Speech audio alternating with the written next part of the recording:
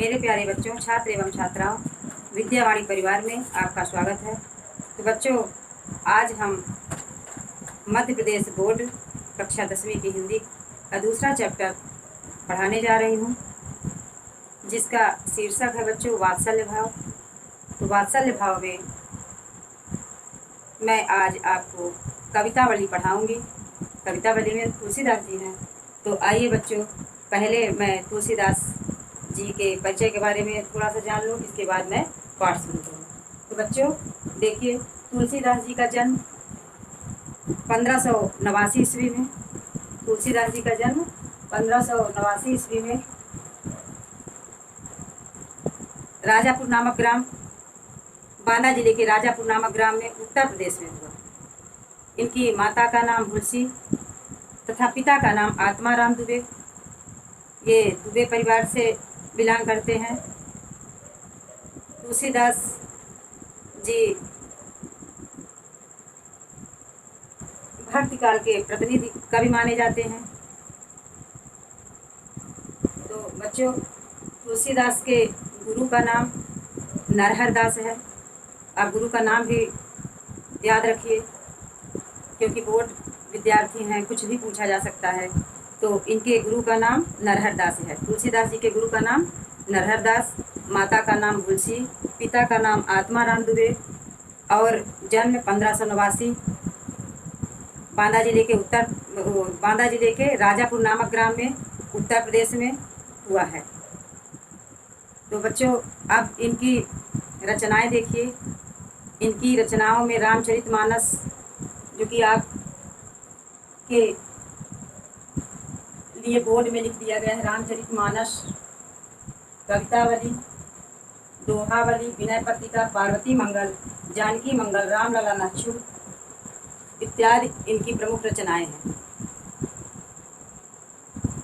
बच्चों, अब कवितावली आपको पढ़ना है। आप अपनी पुस्तक को खोल लीजिए और देखिए, मैं अर्थ बता रही हूँ, उसको ध्यान से सुनिए और समझिए।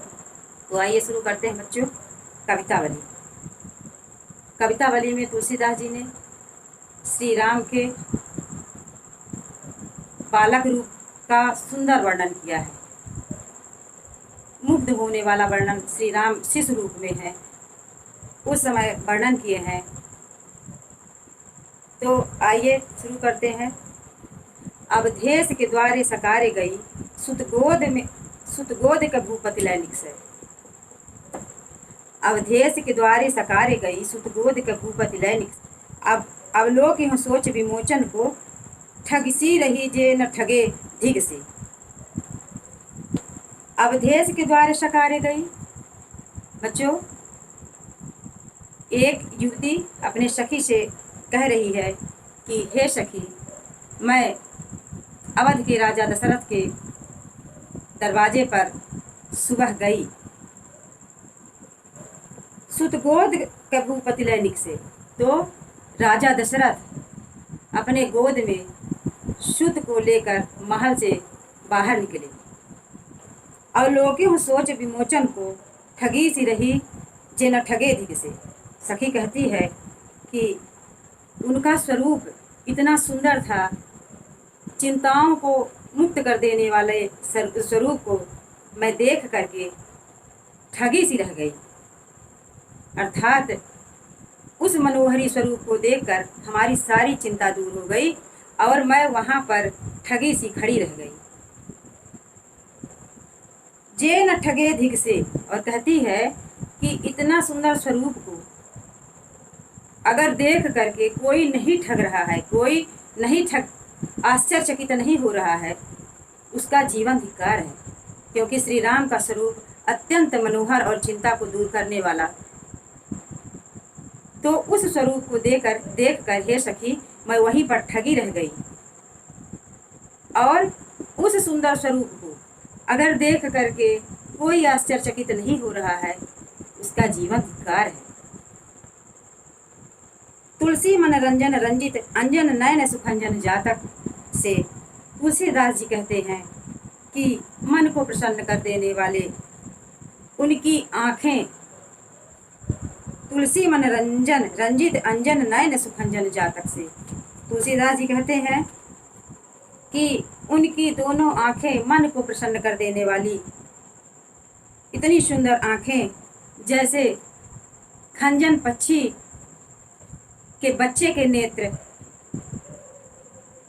सुशोभित होते हैं, वैसे शिशु राम की आंखें लगे हुए काजल से सुशोभित हो रही है। किसकी उपमा दे रहे हैं?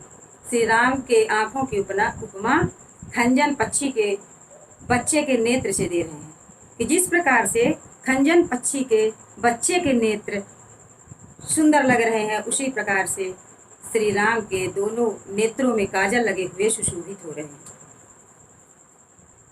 सजनी शशि में समशील उभय नवनील सरोरु से विकसे। और युवती सखी से कहती है कि उनका चंद्रमा के समान श्री राम का चंद्रमा के समान व्यवहार वाला नील कमल रंग का शरीर, श्यामल वर्ण का शरीर कमल की भांति खिला हुआ है। हे सखी, युवती कहती है कि हे सखी, उनके मुख पर सजनी शशि में समशील उभय नवनील सरोरु से विकसे। युवती कहती है हे सखी, उनके मुख पर दोनों नेत्र कमल के समान खिले हुए हैं, बहुत ही सुंदर लग रहे हैं। पगनूपुर और पहुंची करकंजन मंजू बनी मणिमाल हिए। उनके पगनूपुर पैरों में घुंघरू बंधे हुए हैं। नूपुर माने बच्चों घुंघरू होता है। पगनूपुर और पहुंची एक प्रकार का गहना होता है जो शिशुओं को हाथों में पहनाया जाता है। वो काले धागे में सफेद मोतियों से गुथा होता है बच्चों, तो उसी को पहुंची कहते हैं। वही श्री राम के हाथों में सुशोभित हो रही है। यहाँ पर तुलसीदास जी अपने पद में बताए हैं कि पग नूपुर और पहुंची करकंजन मंजू बनी मणिमाल ही। उनके पैरों में घुंघरू और उनके दोनों कमल रूपी हाथों में पहुंची का गहना, और उनके हृदय में, हिय माने हृदय में, सुंदर, मंजू माने सुंदर, सुंदर मणियों की माला सुशोभित हो रही है। शिशुराम के दोनों पैरों में घुंघरू और उनके हाथों में पहुंची, हृदय में सुंदर मणियों की माला सुशोभित हो रही है। नवनील कलेवर पीत झगा झलका पुलिका नृप गोद लिए। और सखी कहती है कि उनके नए नीले कमल के समान कांतिमान शरीर में जो पीला वस्त्र है, पीला झंगला है, तो उनका शरीर इस प्रकार से दिख रहा है। नवनील कलेवर पीत झगा झलका पुलिका नृप गोद लिए।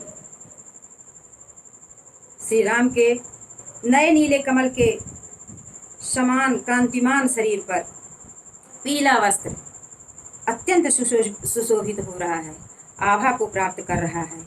पुलिका झलका पुलिका नृप गोद लिए, और राजा दशरथ गोद में लिए हुए अत्यंत आनंदित हो रहे हैं।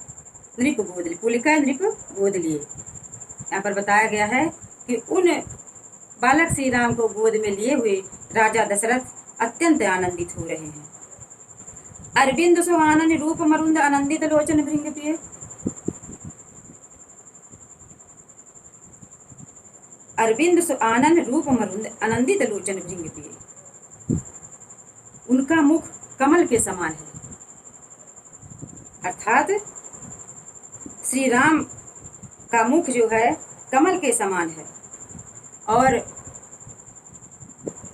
पराग रूपी भमरे या पराग रूपी भमरे उनके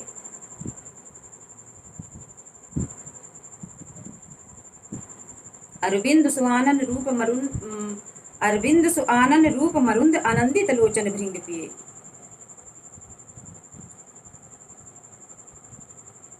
श्री राम के कमल रूपी मुख को पराग उनके नेत्र को भंवरे जैसे पान कर रहे हों। भृंग माने बच्चों भंवरे होता है, तो उनके नेत्र को भंवरे जैसे पान कर रहे हों। इतना शोभायमान, इतना मनोहर रूप है। मन मोन बसो अस बालक जो तुलसी जग में फल कौन जिए। तुलसीदास जी कहते हैं कि ऐसे सुंदर बालक अगर मेरे मन में नहीं बसे तो फिर इस संसार में मेरे जीने का कुछ मतलब नहीं निकलेगा। अर्थात तुलसीदास जी के कहने का भाव है कि जब ये स्वरूप श्री राम का मेरे हृदय में हमेशा वास करेगा तभी हमको मतलब जीने का सही फल मिलेगा। तनिकी दुति श्याम सरोरु ही लोचन कंज की मंजुलताई हरे। अति सुंदर सोहत धूरि भरे छवि धूरि अनंग की दूरी धरे। तनिकी दुति श्याम सरोरु ही लोचन कंज की मंजुलताई हरे। उनके शरीर के विलक्षण लक्षण, उनके शरीर के जो लक्षण है वो विलक्षण ही हैं, क्योंकि श्यामल रंग का शरीर कमल की तरह, जैसे नील कमल होता है, नीला कमल, तो श्यामल शरीर नीले कमल की भांति, और उनकी सुंदर आंखें मन को हर रही हैं, मन को चुरा रही हैं, मन का हरण कर रही हैं। अति सुंदर सोहित धूरि भरे, और श्री राम अत्यंत शोभायमान लग रहे हैं, अत्यंत सुंदर लग रहे हैं, क्योंकि धूल से सने हुए हैं। धूल से सने हुए श्री राम का श्यामल शरीर अत्यधिक छवि को बढ़ा रहा है, उनकी शोभा को बढ़ा रहा है। दमकय दतिया दुत दामिन जो किलकय कल बाल विनोद करे। यहाँ पर तुलसीदास जी कह रहे हैं उनके सुंदर छोटे छोटे दांत, दमकय दतिया दूध के दांत, उनके सुंदर छोटे छोटे दूध के दांत हंसते हैं, किलकारी मार के जब हंसते हैं तो ऐसे प्रतीत होते हैं जैसे बादल के बीच में बिजली चमकती है। इस प्रकार से शोभा दे रहे हैं उनके दूध के छोटे छोटे दांत की पंक्तियां। अवधेश के बालक चारु सदा तुलसी मन मंदिर में विहरे। तुलसीदास जी कहते हैं अवध के राजा दशरथ के चारों पुत्र मेरे मन रूपी मंदिर में सदा सदा के लिए विचरण करें, निवास करें। कबहू ससीमागत आर्य करे, कबहू प्रतिबिंब निहार डरे। तुलसीदास जी कहते हैं वो शिशुराम क्या करते हैं, कभी चंद्रमा मांगने की हट कर देते हैं, कबहू ससीमागत आर्य करे, कभी चंद्रमा मांगने लगते हैं कि हमें चंद्रमा चाहिए, जिद कर लेते हैं। कबहू प्रतिबिंब निहार डरे, कभी अपनी परछाई को देखकर डरने लगते हैं, जैसे बच्चों की हरकत होती है। आप सबके घर में बच्चे हैं, छोटे बच्चे यही सब हरकत करते हैं, तो वही श्री राम भी कर रहे हैं। कबहू ससीमागत आर्य करे, कभी शिशुराम जो है चंद्रमा मांगने की हट कर लेते हैं कि हमको चंद्रमा चाहिए। कबहू प्रतिबिंब निहार डरे, कभी अपनी छाया को, परछाई को देखकर भयभीत हो जाते हैं, डर जाते हैं। कबहू करताल बजाए की नाचत, कभी अपने दोनों हाथों से तालियां बजा के नाचने लगते हैं। मातु सबय मनमोद भरे, सभी माताएं इन सुखों का आनंद ले रही हैं और अपने मन में प्रसन्न हो रही हैं, अर्थात वात्सल भाव जागृत हो रहा है। कबहू ऋषियाय कहा हटिके पुनि लेत सोई जहि लागी अरे, कभी जो है ऋषियाय माने गुस्सा हो जाते हैं, कभी बालक राम जो है गुस्सा हो जाते हैं, हट कर लेते हैं और जिस चीज के, जिस वस्तु की हट करते हैं उसे लेकर ही मानते हैं। कबहू ऋषियाय कहा हट गए पुनि लेत सोई जहि लागी अरे, जिस वस्तु के लिए अड़ जाते हैं, हट कर लेते हैं, उस वस्तु को लेके ही मानते हैं। अवधेश के बालक चारि सदा तुलसी मन मंदिर में बिगड़े। तुलसीदास जी कहते हैं राजा